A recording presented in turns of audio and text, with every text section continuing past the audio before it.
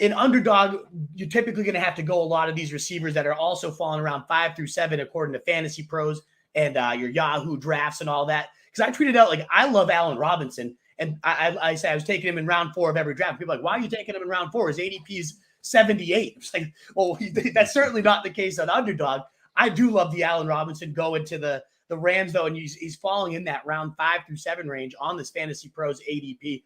I'm all in on that. I would love to get – they've had two top 20 receivers in all but 1 year under Sean McVay. I think he's better than Robert Woods. He's already making highlight play after highlight play. You get – Stafford, by far the best quarterback of his career. He made Kenny fucking Golladay, the fakest alpha that's ever existed, a top 10 receiver. I think he could do it with both Kupp and A-Rob. I also love Sutton, Gabe Davis. Like this is why I like going to summarize our game plan so far. We've been pretty lockstep, and you should definitely have 2 running backs, maybe even 3. Definitely consider Kyle Pitts in round 3. And then you can hammer receivers from this round 5 through 7, where it's the Gibsons, the Jacobs, the running backs you just don't want. We've been kind of in lockstep on that, just to summarize what we've talked about. So I like A-Rob, Gabe Davis. I like Sutton in this range. He, again, going earlier in underdog for those of you that are more in tune to that. But in home leagues, you could probably hammer those 3 running backs and then get some of those receivers. Are there any of the names either I shouted out or some other names you'd like to provide for receivers going in this range, or other players you might target if it's not a receiver? I'm starting to buy Chris Godwin and Michael Thomas. Starting to get this range, man. Again, if they fall a little bit more, depending on the draft room and where they kind of are in the queue and stuff like that, I'm not against addressing other positions first, but it's just like, man, Godwin. I know they're gonna take him along slow, but like we were worried about him like not suiting up until like November, man. At a minimum, for him to just be starting off the pup and now out there practicing, like. Yeah. Dude, if we knew he was fully healthy, like he'd be top 12, he'd be ahead of Evans, he'd be ahead of everyone. Michael Thomas is someone that once he's out there in week 1, he's getting 8 or 9 targets, from Jameis. We're gonna be ranking him a lot more. So again, I think a common theme with a lot of these guys we're talking about, and a couple more rounds, DeAndre Hopkins enters this conversation where I'm okay taking a risk on guys that I know are going to be, are being priced at their floor for one reason or another. And if we just get one thing to go our way, all of a sudden they are shooting up multiple rounds that we wouldn't be able to get them otherwise. So I think that's, again, a common theme here. So Chris Godwin, Michael Thomas, I think both of them, based on what we know now, can be treated as top 20 wide receivers. And hey, again, these are guys with potential alpha wide receiver 1 target shares. We've seen them do it before.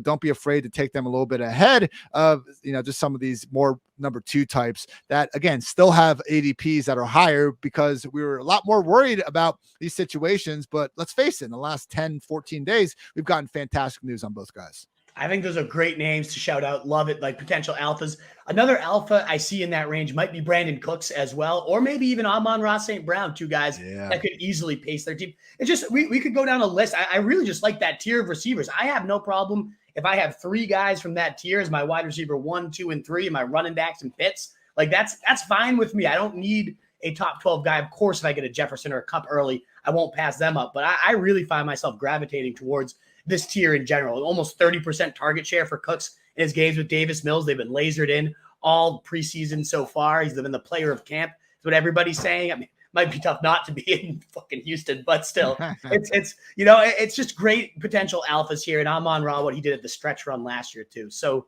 just a ton of great talent in here. I guess that's the summary here is get those running backs early because you're going to have some nice receiver depth. You did mention in your article too, you love Kyler Murray. Is he a guy like you'd forgo some of these receivers to make sure you get?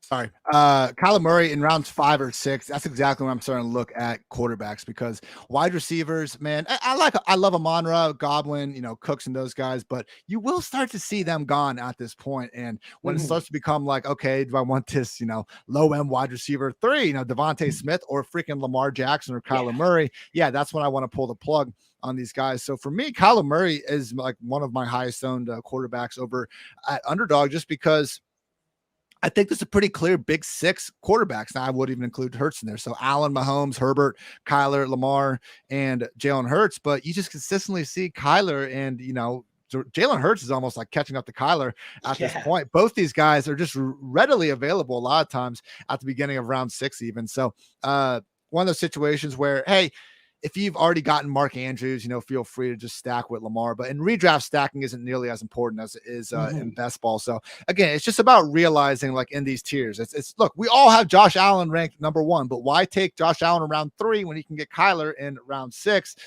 Because then you start looking at the wide receiver difference. Like, yeah, in a vacuum, yeah, give me Josh Allen over these other guys, but we're not playing in a vacuum. We're playing with actual opportunity costs. So yeah, man, I think again, Kyler, Lamar right there, rounds 5 or 6. That's consistently where I've been trying to attack the quarterback range. If not, I still think bro, like, this is another one. Like Trey Lance, I'm seeing ADP QB 13. Like, not in the freaking leagues I've been playing in, but okay, I guess if that's going to be there, then by all means. So I would say if you can't get one of those top 6 quarterbacks, then I'm going after Trey Lance a few rounds later. And the latest guy I'm willing to go with is Justin Fields, but we'll get to him in a bit.